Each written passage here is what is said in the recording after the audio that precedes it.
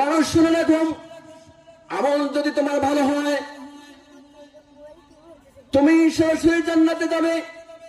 আমল যদি তোমার খারাপ হয় জেনে রাখো বান্দা, তোমার কোনো রেহাই নাই, তুমি বিনি হিসেবে জাহান্নামে যাবে। বলুন নাউযুবিল্লাহ। আর জোরে বলুন না নাউযুবিল্লাহ।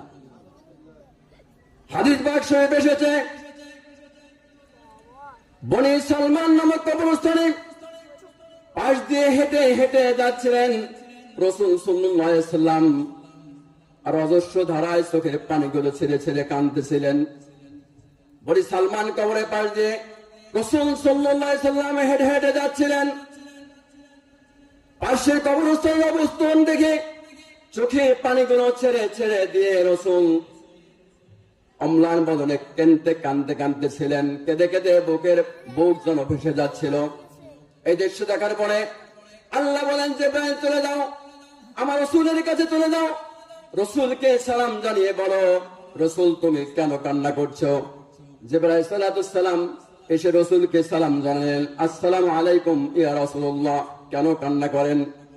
রাসূল বলছেন, জিবরাইল আলাইহিস সালাতুস সালাম শোনো, আমি তো নিজের জন্য কাঁদি না, আমি কখনো নিজের জন্য কাঁদি না, আমি কান্দি আমার উম্মতের জন্য। আমি তো এই বনি সালমান কবরে পাশ দিয়ে হাঁটে যেতেছিলাম, যেতে যেতে দেখলাম অনেকগুলো কবরের মধ্যে আযাব হইতেছে। এই দৃশ্য দেখে আমি রাসূল সহ্য করতে পারে নাই, চোখের পানিতে বুক ভেসে যাচ্ছে।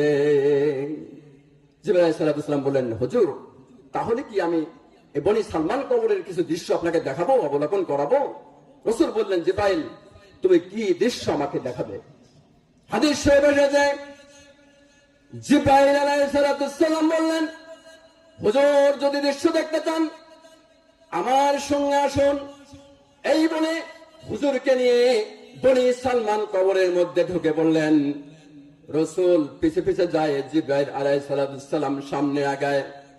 কিছুদূর যাওয়ার পরে ডান পাশে গিয়ে সালাম জানালেন। সালাম জানিয়ে জিবরাইল আলাইহিস সালাম বললেন, কুম বিজনিল্লাহ, এই বাম ডান পাশের কবরে কি আছে, তুমি দাঁড়িয়ে যাও।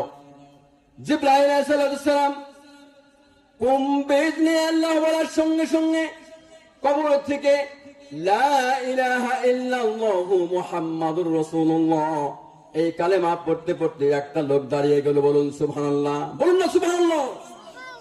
একটা লোক কালেমা পড়তে পড়তে দাঁড়িয়ে গেলেন।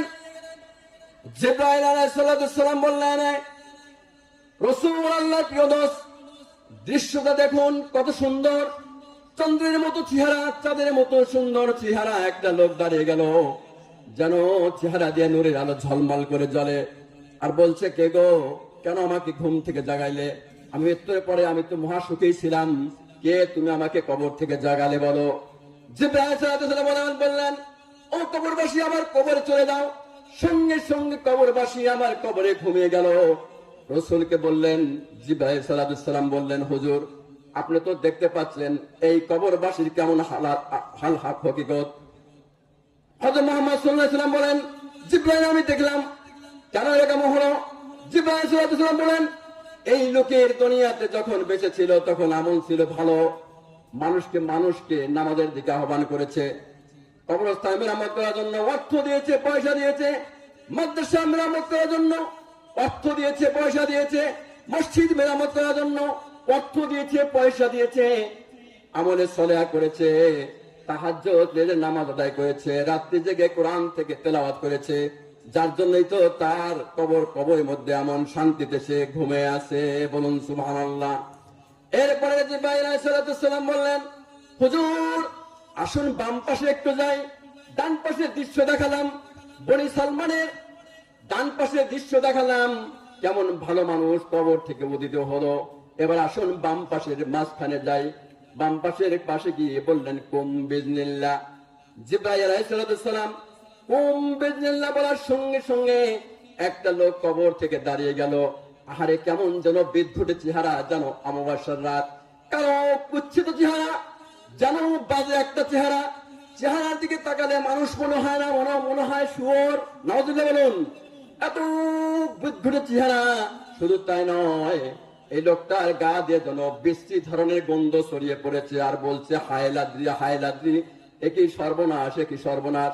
আমি আর কবরে যেতে চাই না, কে আমাকে জাগাইলে বলো, আমি আর জীবনে কবরে ঘুমাইব না। এই কথাটা বলে ফেললো। জিবরাইল আলাইহিস সালাম বললেন, এই কবরবাসী, তোমার দৃশ্য হয়ে দেখা হয়ে গেল, এবার তুমি কবরে চলে যাও। কবরের মধ্যে চলে গেল। এবার রাসূলকে বললেন, হুজুর আপনি তো দেখলেন বাম পাশের লোকের কি চেহারা হলো। এই দুনিয়ার মধ্যে যে জীবিত ছিল, যতদিন জীবিত ছিল সব সময়ের জন্য মদ খেয়েছে। কি খেয়েছে বলুন? মদ খেয়েছে, গাঁজাখোর, গাঁজা খেয়েছে, লুটপাট করেছে, পরে ইজ্জত নষ্ট করেছে, জমি জমা দখল করেছে, হারাম খেয়েছে, যার জন্য তো মৃত্যুর পরে সে বিনি হিসেবে জাহান্নামের ফয়সালা হয়ে গেছে। বলুন নাউযুবিল্লাহ।